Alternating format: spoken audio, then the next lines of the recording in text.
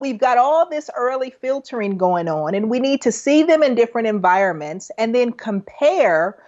Do they actually appear to be who they say that they are over time? Right? Because people will tell you one thing, but their behavior can tell you something completely different.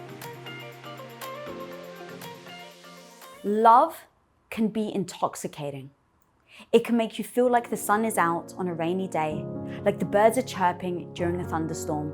In fact, falling in love can not only be magical, it can be easy. You see, falling in love isn't what most people struggle with. It's staying in love that can be the challenge. Overcoming jealousy, insecurities, differences, mistakes, resentments, and grudges is freaking difficult. And like arsenic, it can be a slow poison that, if not addressed, will kill your relationship. But luckily for us, today's Woman of Impact is our love surgeon, here to help us revive the beating heart of our relationship. A licensed therapist, nationally certified counselor, and host of Love Goes On Own, she aims to empower people with the skills, tools, and information vital to developing, sustaining, maximizing healthy, intimate relationships. So guys, please help me in welcoming the woman pretty much called upon on every television outlet, including Dr. Phil, Divorce Court, Steve Harvey, to give her expert relationship advice. The lovely Spirit.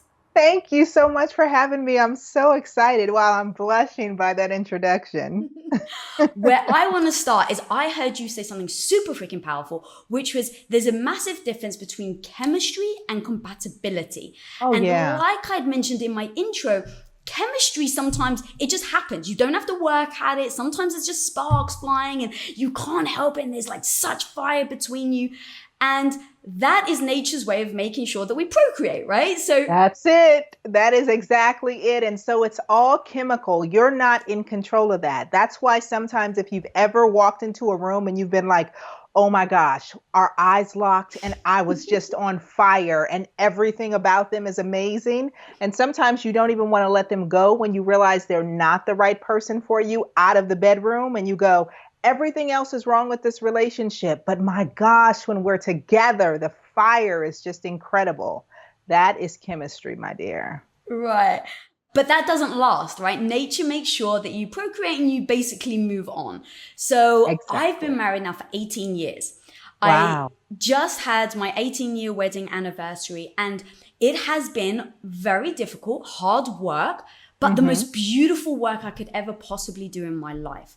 But the reason why we have been able to sustain 18 years is because every step of the way we have been in communication about what works for him, what works for me, and our compatibility as we change and grow. Like one thing I was very aware of, and I would love to dive so deep with you, girl, is to talk about addressing issues as they come up, how to make sure that you are compatible and not just staying with someone because you're holding on to an old fiction of what you thought you were or were going to be. And then making sure that you're addressing that so you don't hold on to resentment and grudges, because those are the things that I think will eventually be the downfall to people's relationships. And it becomes a point where it's been splintered for too long. So talk to me about the process from chemistry to then finding out if you're compatible. And then we can go down to how we can make sure that we don't then become resentful and grudgeful down the road. I love this. We are talking about everything that I want to talk about. So this is so exciting. Okay. And it's important too. And the reason for that is because oftentimes people are afraid as chemistry changes, they're afraid and they mistake the chemistry changing for them falling out of love. Okay. So what happens is when we first have initial chemistry, we call it NRE, which stands for new relationship energy. When we have new relationship energy with somebody that we first start dating, everything is incredible. Everything is amazing and intense. And our bodies literally respond to that chemistry. We have more dopamine flowing in our bodies, more adrenaline flowing. It's literally a chemical process that allows us to feel what feels like love, but it actually is lust, right? So just like you said, it's the thing that really makes our heart beat faster. It makes our palms sweaty. It makes our pupils dilate. the thing that gives us butterflies in our stomach when we're talking about or see the person. And so that actually lasts roughly for about 18 to 24 months. And just as you said, for the exact reason, it's all about procreating. That's why early in our relationships, we find that we are having sex like rabbits. And all we want to do is really just be with them and experience them in any and every way possible. Well, it's your body's way of tricking you into actually getting pregnant, right? But because after we get pregnant, we can't keep focusing on one another, like we actually have to focus on the offspring that we've actually created, the brain goes through another chemical process around 18 to 24 months. And so now, instead of us having all that new relationship energy, now we've got bonding hormones present. So all the oxytocin, all the good feelings that make us feel more like we're great friends. Something almost like how you would feel for a sibling or your best girlfriend or your best guy friend. And all of a sudden, if we're not careful and we don't know what that is, we go, this relationship has lost its fire. It doesn't really have the same flair. And some people will mistakenly go off to start other relationships in search of that new relationship energy. And other people will say, oh, okay, well, I guess this is what relationships are. So now I'm going to accept kind of this humdrum, mellow kind of thing instead of looking to revive my relationship over and over again. So we have to talk about that new relationship energy, because when we're in that space also, our brains are so love drunk, literally, that we're not sure whether or not we're compatible with somebody. We actually may mistake that chemistry for compatibility, but compatibility is actually very different. And compatibility is about how do we line up in the areas of our lives in such a way that if you never changed and I never changed, we would still fit like a glove and we would both be happy and have our needs met in this relationship for the rest of our lives. So how do you then start to work on that compatibility for a long-term relationship? Because there's going to be many elements. I call it like dust settling. So let's say you're not compatible and you butt heads on something. It's like, well, okay, well, you still have a bit of the flutter, so you don't really address it. And so the dust kind of settles. And then a year goes by and you still don't really say anything. And that thing that you kind of thought was annoying, but you still love them for it, now is just freaking annoying. Right. And it starts to build up. And just like dust settling, it becomes so big, you can't clean it anymore. Yeah, they're deal breakers. And it's so funny, I just found this meme the other day that I shared with my husband, and I said, this is how relationships work. And it said, early in the relationship, when you're first lying together in bed at night, all you want to do is put your head on their chest and listen to their heartbeat. And that is the rhythm that rocks you to sleep. And then somewhere years later, you go, I'm going to record you at night so you can hear how loud you're snoring, because I want to kill you and I want you to know it too, right? Right. And that's the thing. It's like that didn't happen overnight, right? It's not like you woke up one day and went, oh, yesterday I loved it and now he just freaking annoys me. So where's the gap? Because that's, I think, something that people don't talk about enough, about how to avoid those little things that end up becoming like the biggest freaking splinter in your relationship. Yeah. And I say you have to learn these things so that you can avoid what I call a starter marriage, which is you marry for the wrong reasons. All of a sudden, somewhere down the road, years later, you find that this is not the relationship for you. And unfortunately, in order for both of you to be happy, you wind up having to leave and be with other people and take what you learned with you. So these are the tools and the lessons that we really need to learn in order to avoid the starter marriage. Okay. And so what I like to tell people is when you are dating, that is the perfect time to really go slow and take stock. And you have to see dating much like you see interviewing for a job. So if you've ever been a supervisor or a manager, I want you to think about dating in the very same way, because you are hiring for the most important position on earth. And that position is for your life mate. And that's how we have to see dating. We have to look at the individuals that we are dating as potential candidates to fill this position instead of dating thinking that this person is supposed to be our life mate. So unfortunately, we give boyfriends or girlfriends the husband or wife experience when we don't even know if we should be hiring them for that position. Okay. So it's got to be like a test drive. So when we're first interviewing people, they're like candidates and you go, well, tell me about yourself. Well, tell me where you're from. And you're thinking about them within context of your employment, right? In terms of the organization that you're thinking about having them come on board. You might like them and interview them a second time or a third time. You may have them meet other employees of the company in social settings over dinner or in the boardroom during meetings. Dating should be very similar to that because what you're wanting to learn is who this person is. You're wanting to get past the representative, right? Because their representative is not who they are. Their representative is who they think you want them to be. So that's very important because they're filtering you and trying to adjust while you're filtering them. So we've got all this early filtering going on, and we need to see them in different environments and then compare, do they actually appear to be who they say that they are over time, right? Because people will tell you one thing, but their behavior can tell you something completely different. It takes time in order to see that. And the hard part is, unfortunately, not only do we often jump in bed too quickly, and the reason why the jumping in bed is important is because the moment that we bring sex in, all of those hormones flood our systems and it clouds our judgment. Again, we go back to being love drunk. I literally am intoxicated the moment that I have sex with you, and I am not going to see you the same.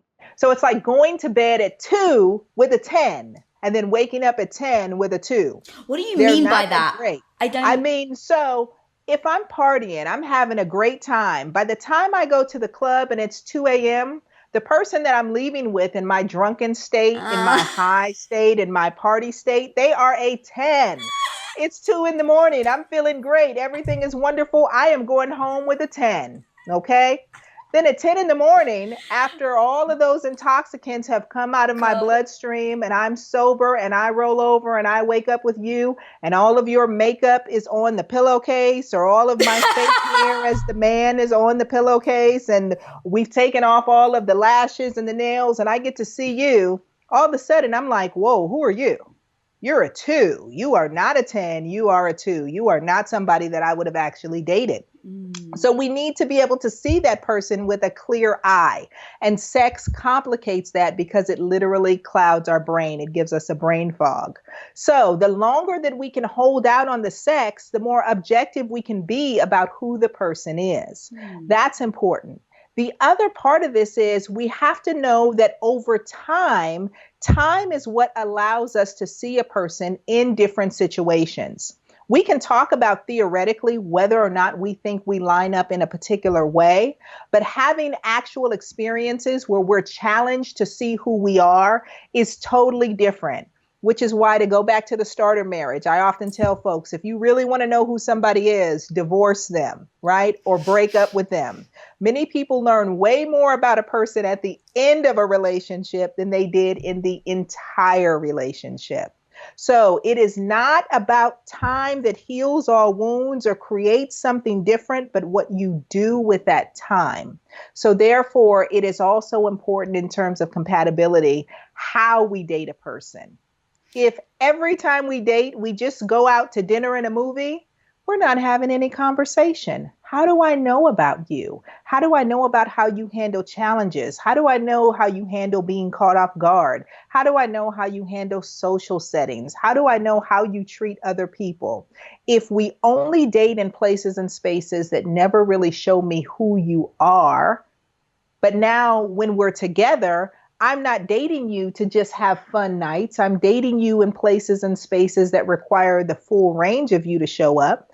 If we don't ever exercise that point of who we are until we're already married or until we've already moved in together or we've already created children or other kind of lifetime commitments that find us stuck together, we've created a whole set of problems for ourselves that now we may be resentful of. Now we may be frustrated with. Now we may become annoyed because I'm stuck with you in a different way and I'm going to make different choices based upon those consequences that we've already created. Ooh, that was so amazing, girl. That was fire. So I understand in asking the questions. I love that. Take your time. The one thing I always say is you earn your credibility. So it's over time, right? It's like when you need them, are they going to be there? They may say they are, but time and time again, if you've asked, have they showed up? So it's kind of like over time, not even test them, but like put them in different situations. I freaking love that so much. But what happens though, especially let's say someone like me who's married young, you change over time. And so certain things that, may come up as your partner is changing becomes more and more irritable. But again, it's like, well, we've been together for 5 years or whatever. And so you often make excuses for the little things that start to frustrate you, only for it to then build.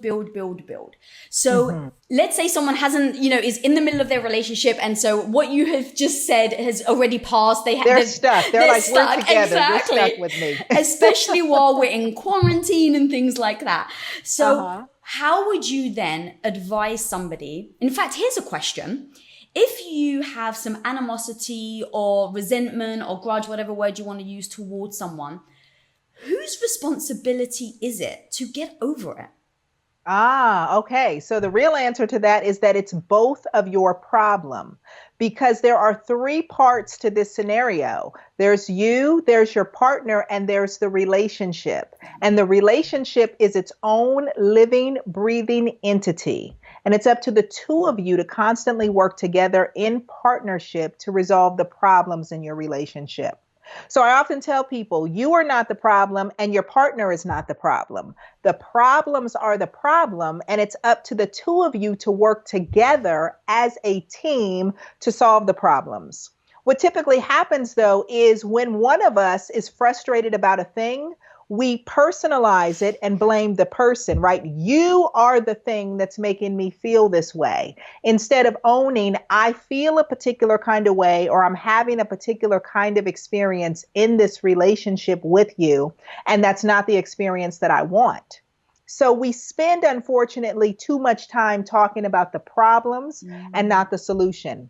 Oftentimes when I have couples that come in for couples counseling, they can tell me ad nauseum what the problems are in their relationship, right? Because they've talked about it 1,000 times. They can say, it was 1976 and you had on the purple shirt and I was wearing that and we were standing over there. And we go, guys, so let me make sure we're arguing about something that happened 44, 45 years ago. Okay, so now.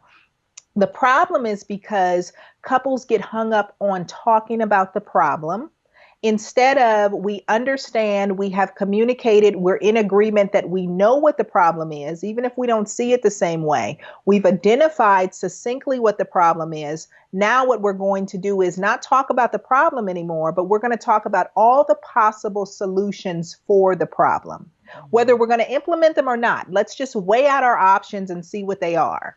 Now, once we brainstorm all of the solutions, we are then going to pick 1 or 2 of those solutions to try. Okay. Who's going to be responsible for what? Well, I'm going to have to do this part, and that means that I'll have to do this part. Okay. I'm in agreement. Once we come up with the solutions, we have to decide then how long to try those solutions for. All too often we say, okay, that's fine. So I'm just going to do that going forward. That is what it is.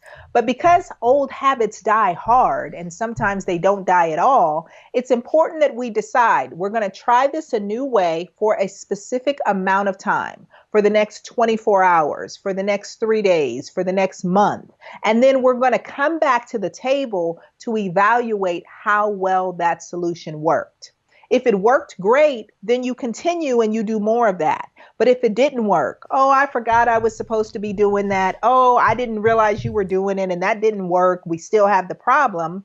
Now we need to get rid of those because those weren't viable solutions for us. We need to go back to the solutions that we proposed and try something else. But unfortunately, what happens is I'm having a particular experience in this relationship. I don't feel like you're getting it. You don't understand it. We're not talking about the actual problem. We're talking about examples of the problem. I call them the leaves on the trees, and we never get to the root of the thing. So we're talking about all these things that never actually resolve the problem. And over time, I just become resentful. I become frustrated. I withdraw. I check out. Whatever happens, we stop being on the same team in pursuit of solving the problem. Oh my God, so true. And the fact that you put emotion and you connect emotion to all this, like forget it, right? It's just, it becomes this perpetual, like, no, you did this and you did this. And it becomes the blaming game. And what I so freaking love about what you just laid out is it's so binary. It's let's do this. Let's test it for 24 hours. Let's come back together and let's see how we feel. Did we do it or not? Yes, we did it. Did it work? No. Cool. Move on. Right? It's like, it's such a business mind as well. And I love it because it removes the emotion of whatever you're feeling right then, which can cloud how you are approaching the solution. Yes, because what I really want to do as a therapist is to demystify relationships. I really don't want people to walk around thinking this Disney fairy tale that maybe there's a Prince Charming out there, and if I'm lucky, I might meet them, or there is this princess out there. It's like, no. There is a science to relationships. And if you learn the science, not only can you have the kind of relationship that you want, you can control the intensity of it. You can control the duration of it. You can control the quality of it.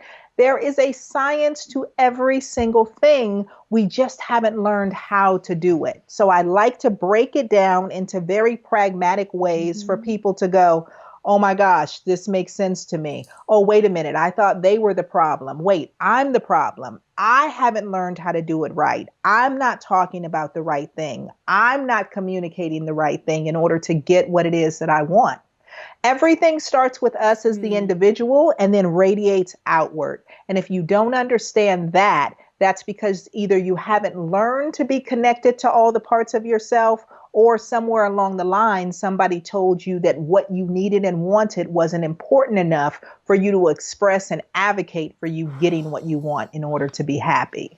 That is so true. How much of our past carries over into that. So whether it be past relationships or even just parents and teachers. Oh, it goes to childhood, to grandparent stuff, to great grandparent stuff. Like we learn how to come into relationship through the presence or the absence of the people in our lives, whether it's our parents being in relationship and how they did it, step parents and extras, parents staying single. Quality of relationship, we learn how to do it. And then as adults, we're just simply reenacting the same patterns over and over from our past. That is so true. The advice my grandmother gave me just before I got married, I'm Greek, so she came from a tiny village, this really, really old Greek woman, can't speak a word of English.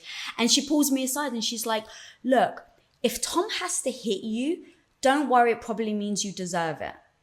My grandmother. And so it's like, I understand where she comes from. So I actually just thought it was quite funny. But there is something actually heartbreaking to it in that that's the belief that she had growing up. And what if I was born, not in London, but what if I was born in that same village? Right. I wouldn't have thought of it as, oh, yeah, you're so cute. I would have gone, oh, okay.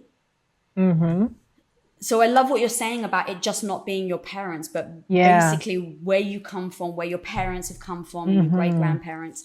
And how tightly you're still connected to that. Because like you said, had you still been there, had you still been a part of that culture, it may have been supported in a different way. Yeah. So if you were in a situation and your partner struck you, you may be supported in a different way. People might say, girlfriend, you don't have to take that. Let us help you. Let us rescue you. And all of a sudden you go, okay, I matter and that's not acceptable. But had you been back there, then it might have been, well, what did you do? Yes. Well, go back and apologize, right? That teaches you a different experience. And that's what I so freaking love about you, your message and everything you do, because you eliminate the emotion when you're giving people advice. And it's so tactical that no matter where you're from, what your beliefs are, you do the try this and this, right? And so it's like you're kind of able to cross all these boundaries and all these other people's beliefs and visions of what they think a relationship should be, can be. And you're kind of just breaking that down with very tactical guidelines. And Yes. which I think is so impactful, girl. Like, that's so freaking amazing. Oh, that's so awesome. Listen, I tell people at the end of the day, we all are human beings. And to break us down into our smallest parts, there are 3 parts of ourselves, okay? There are our feelings, our thoughts, and our behaviors, okay? Your feelings are your body's alarm systems to what you need, okay? So, for example, if I'm cold, that's a feeling. If I'm hungry, that's a feeling. If I'm horny, that's a feeling. Everything that we are boils down to our feelings of what we need. Our thought process are the strategies that we think about in order to get our needs or our feelings met. Okay. And our behaviors are what we execute, the strategies that we execute, all in pursuit of getting our need met. So, for example, if I'm hungry, I may then think, okay, so I'm hungry. How am I going to no longer be hungry? Well, I could go in the kitchen and cook. I could go to the local deli and go buy something. Okay, yeah, I'm tired, so I'm going to just go buy something. So then we get up and we go down the street and we buy what it is that we need in order to satisfy the hunger. Okay, so now the behavior is I get up and I go do a thing. The important thing that we need to remember, though, is that as it relates to our feelings or our needs, by the time that we feel them or recognize that we have a need, we're already operating at a deficit. So we're already slightly in trouble. By the time I realize that I'm thirsty, I'm already dehydrated. Right? By the time I recognize that I'm hungry, I'm already in need of nutrients. And we also need to know that our needs are different over time. They're more intense or less intense over time. Sometimes I'm ravenous. I could absolutely eat an entire cow. And other times, I could go for a nosh, just like something to take the edge off.